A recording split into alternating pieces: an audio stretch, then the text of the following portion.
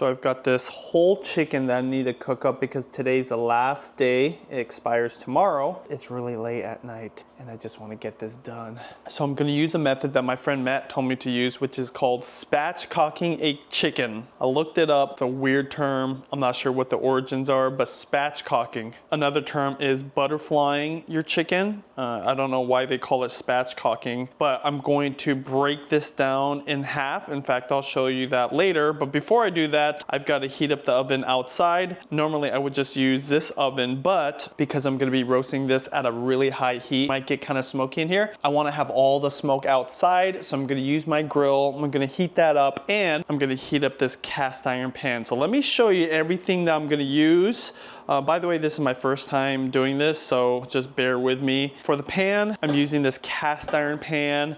Or maybe it's enameled, I don't know, but this is Staub, really heavy duty, very thick. This is what the pro level chefs use. You can use a cast iron pan. I just like the fact that it has two sides. It's very deep, so I'm just gonna use this. It's gonna cook it just fine, but I have to heat this up in the oven outside for quite a bit. Got a cutting board because I'm gonna break this down or spatchcock the chicken, and I need a cutting board to do that on. This is the guts or the intestines. I'm gonna save that for a chicken stock later. I've got my gloves. I've got kitchen shears. I heard that this is one of the easiest ways to spatchcock the chicken. And then of course a knife. And then when I'm cooking it, I'm gonna use a thermometer because that's how you're gonna get it nice and juicy, but cooked just right. All right, here we go. I'm gonna use my grill because it's connected to natural gas, which is very convenient. I do have to connect it in every single time. If I was doing this inside, I'd want to get my oven to 500 degrees. Luckily, there is a thermometer on this charbroil grill, so I'm gonna not only get it up to temp, I'm also gonna put this cast iron pan inside of here to heat up because I want it to be searing hot so that when the chicken goes onto it, it sears that skin and gets it really crispy.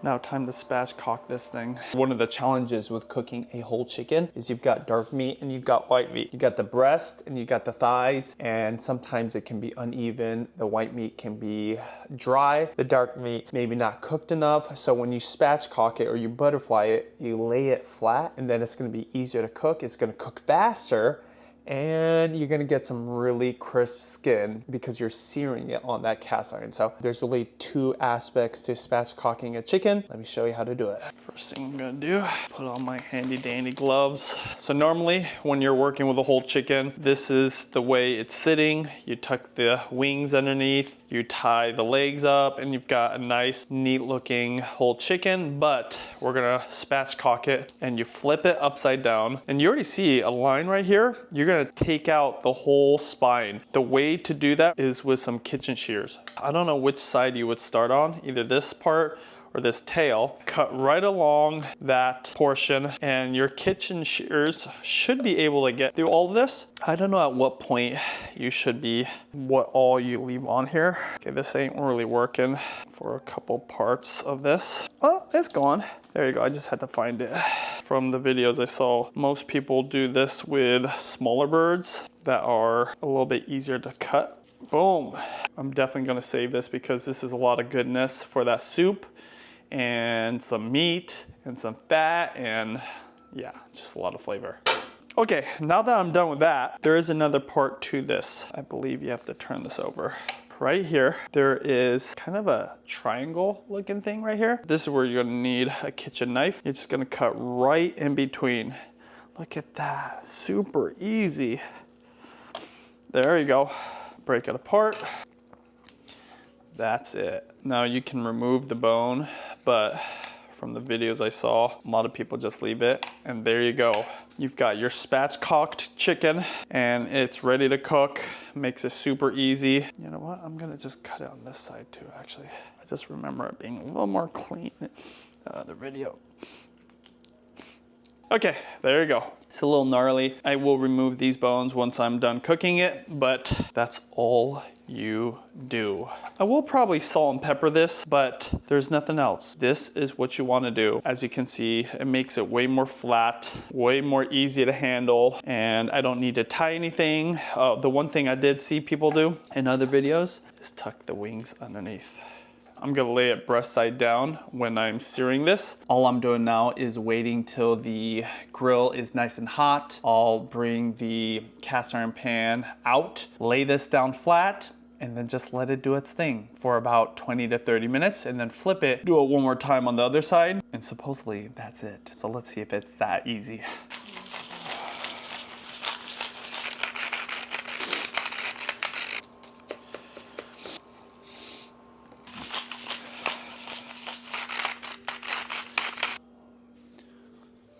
So I'm shooting for 500, but it's at 550, which is totally okay because when I lift up this cover, it's gonna release a lot of heat. So it's gonna heat right back up. I've got my chicken over here just chilling. I'm gonna go ahead and put it on that cast iron pan. It's been nice having a grill outside that I can do some of this cooking with. There's a lot of smoke when you're roasting meat. Skin side down.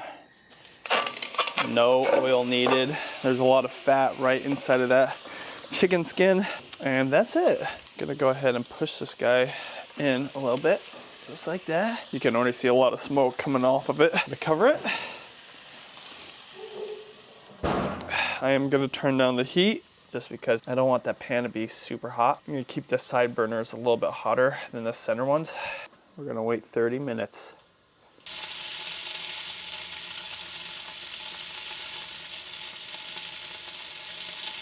So it's been about 15, 18 minutes. The temp is holding pretty strong. I'm gonna turn up the heat a little bit, but I'm gonna check on the chicken. Oh yeah, that looks really good. Gotta get my tongs. I just wanna make sure that it's not burning. I'm curious to see what the bottom looks like. Definitely some of the skin did stick. Okay, definitely sticking a little bit.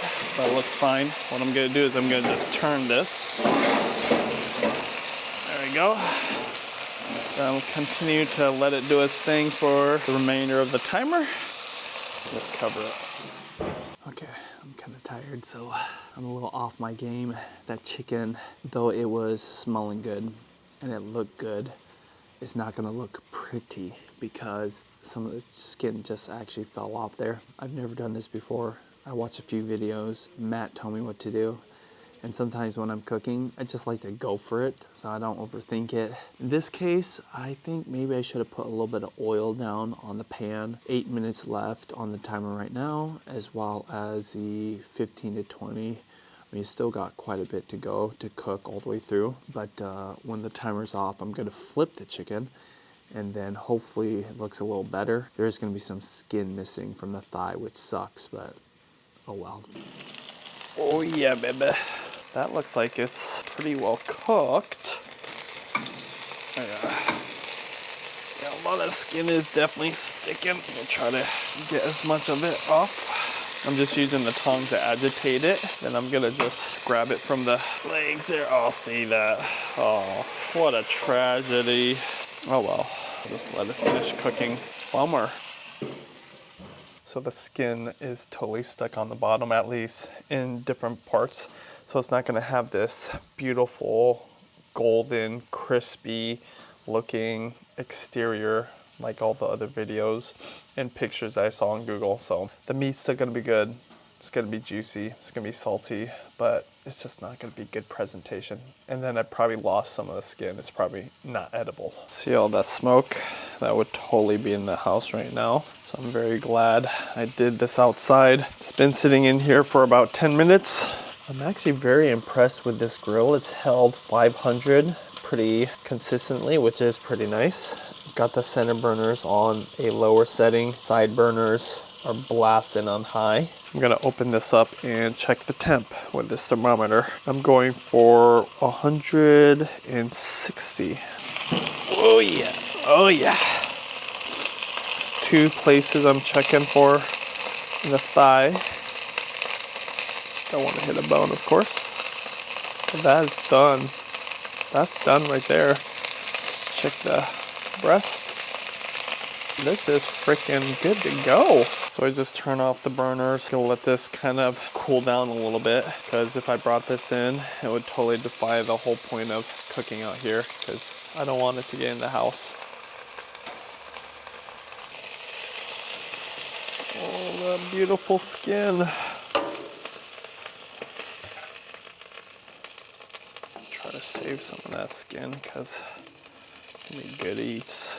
This is what it looks like. Ain't it beautiful? So beautiful. Now it's cooked all the way through. I've already tried it, but these little bits, these little chicken skin bits, bomb diggity. I bet you these chicken wings though are freaking fire. Even though it's definitely overcooked. So good. I'm telling you, the presentation is all messed up, but the flavor, something about roasting a chicken at really high heat to the point where it's smoking like you saw, just does something to the skin and the meat. I actually did get my grill hotter at one point. I think it was about 550, which is way hotter than what most ovens, at least consumer level ovens, will do. This is actually delicious. I'm surprised. I was afraid that it was gonna be super dry. Everything I'm eating so far, super moist. I'm gonna break this down, remove all the meat. I'm gonna use all the bones and all the other parts to make a quick chicken stock. I'm gonna go to bed. I am kind of hungry, so I'm taking some of these tomatoes from the garden. I'm gonna eat it with this chicken as I'm breaking it down. With these wing pieces, the drumettes and the wings, I don't even try to save these just because usually they're the most overdone parts. So what I'm gonna do, take these parts, literally just do what I always do. Rip out one of the bones. Got a wingette, I guess you call it, or wingette or drumette. No, this is a wingette. Get one of these tomatoes, little snacky snack. Oh, that's actually so bomb.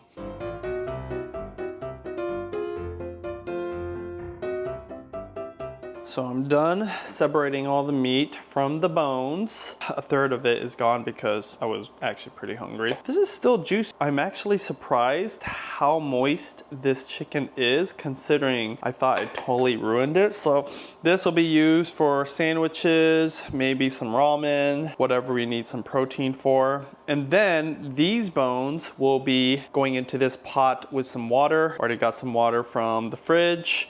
And remember that center bone or the spine? I grilled it outside on the charbroil. And I'm gonna also add this because there's a lot of goodness in here. And so for all this with the water and the intestines, the kidney, the liver, the heart, will all go in here and we'll cook all night. So that's a whole chicken, spatchcocked, grilled or seared, I don't know what you call that, roasted basically. And then all the bones used for chicken broth, which I like to have on hand. And yeah, next time I'm gonna definitely put some kind of oil. I think beef tallow would be the way to go, and maybe even put some on the pan itself. Maybe make like a garlic butter to put on top of the chicken when I flip it over, because I saw one of the videos do that. But yeah, all in all, I'm happy. It's unfortunate I burned that skin or that it fell off, but I'm glad I did it, and I'll try it again.